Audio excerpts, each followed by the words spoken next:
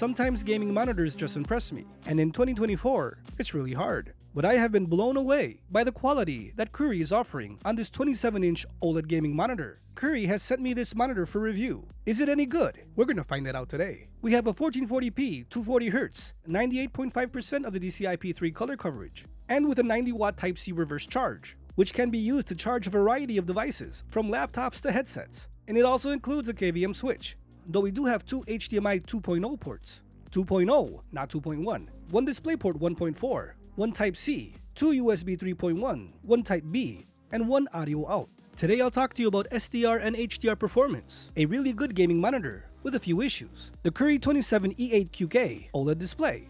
Try saying that twice as fast. The packaging was sufficient, and you unbox it like a TV. It doesn't fold open like other monitors. You gotta pull it or slide it out, but there's enough styrofoam covering the whole monitor and all the accessories. It's a toolless screw-on stand. Again, super simple. Now look at the back of the monitor. For whatever reason, to me it screams RoboCop.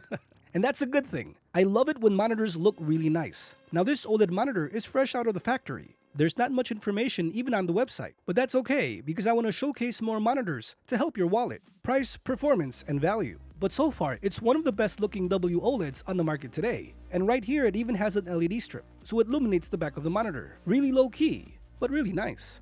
And for the prices you can get this monitor, it's a no-brainer. Now Koorui has informed me they're going to have many sales throughout the year, so depending on when you're seeing this, from my honest opinion, make sure you pay under $799. And Amazon does offer a variety of insurance companies if you choose to go that route. Now, during my time of testing, there have been two major issues. Now, while you're going to see SDR performance is outstanding, it gets very bright in all modes. It's like if Koorui unlocked the monitor and is giving you all that brightness with all that color that w-OLED can provide all at once. You're not going to have any issues connecting a Fire TV stick, your next generation consoles, your PC. Everything looks uniform and bright. Mind you, remember the price. Now here's where things get interesting. It's HDR mode. While I'm testing on Xbox today, that's how I found out about the issue. This Koorui monitor does not support Xbox HDR10, not at 4K. It does accept a 4K signal, but it does not support HDR10. Now if I switch it over to PS5, we all know the PS5 can do 1440p HDR. So HDR does work here on the Koorui. I was playing the Final Fantasy VII Remake, and to be honest, that image was super bright. I mean, very bright. Brighter than HDR 400, even though there's no information on the Koorui website or Amazon on the HDR performance. Let me tell you, this monitor does support HDR on the PlayStation 5 and on the PC, though at 1440p. But the HDR mode is one preset. You really can't control anything, but it gets super bright. Now for me, that's awesome. I love it, but I switch out my monitors about every 2 years. So if you're concerned with burn-in, that may be an issue. The reason being, in 2024, it seems like every manufacturer is jumping on the 3-year OLED burn-in warranty. Now Koorui states here on the Amazon page, they give you a 30-day money-back guarantee. Now, that's like Amazon, right? Amazon sells you the monitor. You have 30 days if you don't like it to return it. That's like every other retailer on the planet. But it states here, the 3-year paid warranty. Basically, you do have to get insurance for this monitor. Now Koorui is a fairly new company, and they are making monitors across the whole variety of lines from VA, IPS, Mini LED with the GN10 that I personally haven't reviewed. And now this OLED. This is their first OLED in the market. Yes friends, I know what you want. You want to see a versus video between this, the QD-OLEDs, or the 27GS95QE. And yes, I'll bring that to you as fast as possible. This does not have the blue push of the GR version from LG. There is no OLED dimming on those white highlights, like the LG 27GR95QE or Asus PG27AQDM. That's what surprised me. This is bright, and so far, no issues whatsoever. So let's get into the impressions so you can see what I'm talking about. Now let's talk about that coating. This is using the standard LG 27GR coating, which has a Vaseline-ish look. That's the way I put it. But your eyes don't lie. The picture is crystal clear. Look at those reds. Look at that inky black. The power of the per pixel dimming of OLED technology. From LG to Asus and Koorui, the coating is the same. Everything looks crisp and vibrant. There is no issue whatsoever.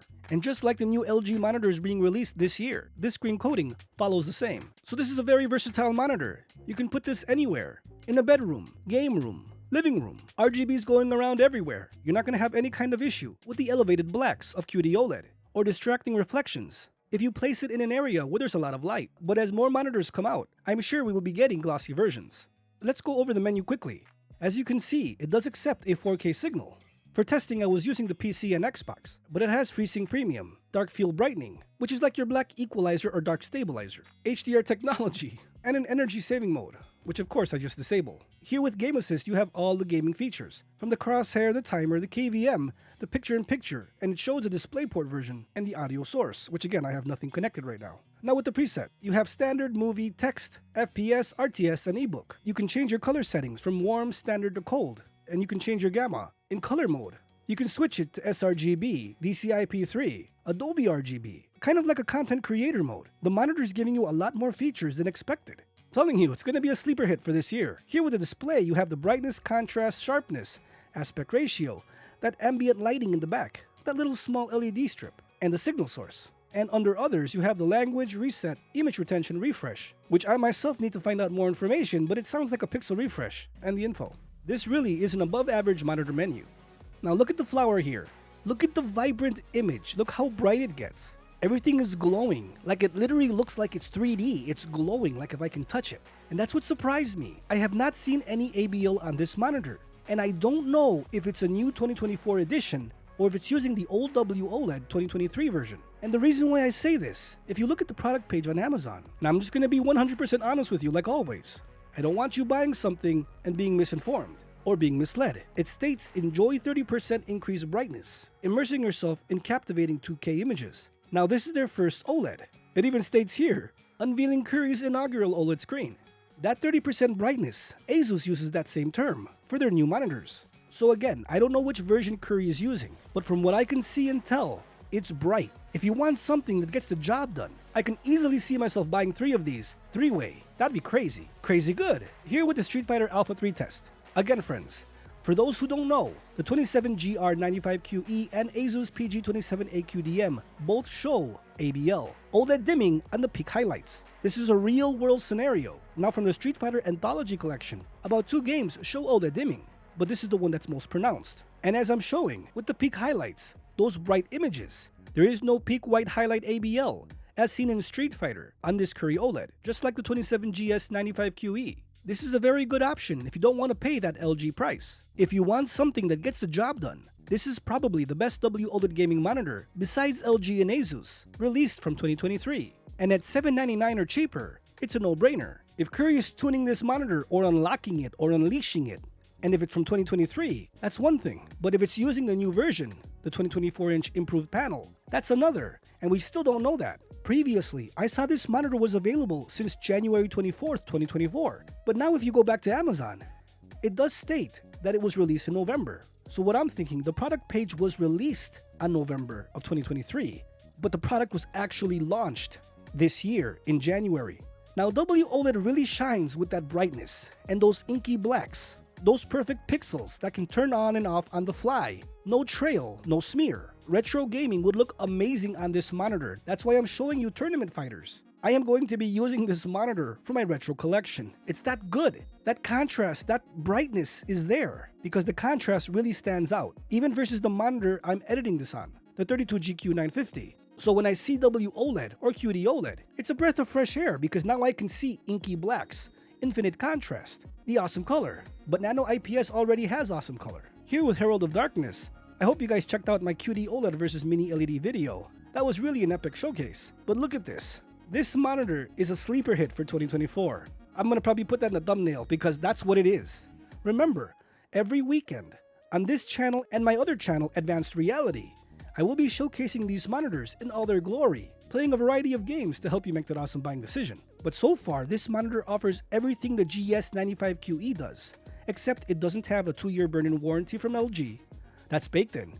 It doesn't have a remote, which I love that feature. I wish this had a remote. It does have a nicer overall body here on the Koorui versus the LG, so that's something. And until a versus video happens, I can't tell which one is brighter. I'd be super blown away if this was brighter than the LG. I don't think so though. But hey, you never know. But before we end the video, I want to show you the Xbox menu. Let's go back to the native of the panel. 1440p, 120Hz. Well, at least on console, as this is a 240Hz monitor. So let me switch from 4K back to 1440p at that 120Hz so we can test if the FPS goes above 60 frames.